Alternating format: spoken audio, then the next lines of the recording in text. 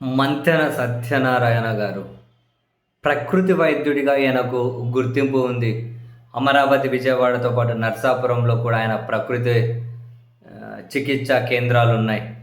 ఉప్పు రహిత, నూనె రహిత ఈ విధంగా అంటే సహజ సిద్ధమైన ఆహారం అందించి రోగనిరోధక శక్తిని పెంచడం, వ్యాధులు నయం చేయడం ఇటువంటివన్నీ అంటూ ఉంటారు. చాలామంది అక్కడికెళ్ళి 15 డేస్ ప్రోగ్రామ్ అని, 10 డేస్ ప్రోగ్రామ్ అని, 1 మంత్ ప్రోగ్రామ్ అనేది షెడ్యూల్ ఉంటుంది. బట్ చాలా కాస్ట్లీనేలేండి.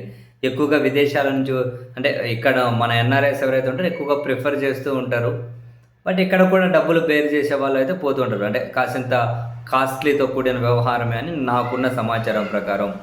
మంతెన సత్యనారాయణ గారు అదే కరకట్ట మీద చంద్రబాబు నాయుడు గారు ముఖ్యమంత్రి గారి నివాసం ఉంది కదా, పక్కనే మంతెన ఆశ్రమం కూడా ఉంటుంది.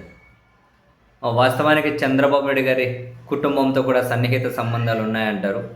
ఇక్కడ మంతెన సత్యనారాయణ గారితో పాటు వాళ్ళ భార్య గారు కూడా ఈ ప్రకృతి చికిత్స సేవలు అయితే అందిస్తూ ఉన్నారు. ఈ క్రమంలో చంద్రబాబు నాయుడు గారి సర్కార్ తనకు ఒక ఆఫర్ ఇచ్చారు. ఆంధ్రప్రదేశ్ ప్రభుత్వ సలహాదారుగా నియమించుకుంటూ నిర్ణయం తీసుకున్నారు. వాస్తవానికి జగన్మోహన్ రెడ్డి గారి ప్రభుత్వ హయాంలో సలహాదారులు అని ఎక్కువ వింటూ ఉంటే దాని మీద ఎక్కువ ఏమంటారు చర్చ జరిగి తీవ్ర విమర్శల పాలైంది జగన్మోహన్ రెడ్డి గారి సర్కార్. చంద్రబాబు నాయుడు గారి ప్రభుత్వం కూడా ఏమీ సలహాదారులను తక్కువ నియమించట్లే. ఎందుకంటే వీళ్ళకి వ్యతిరేకంగా ఉన్న మీడియా బలం తక్కువ కాబట్టి అదేం పెద్ద చర్చలోకి రాలేదు. కానీ సలహాదారుల నియామకంలో జగన్ గారితో చంద్రబాబు గారు కూడా గట్టిగానే పోటీ పడుతూ ఉన్నారు.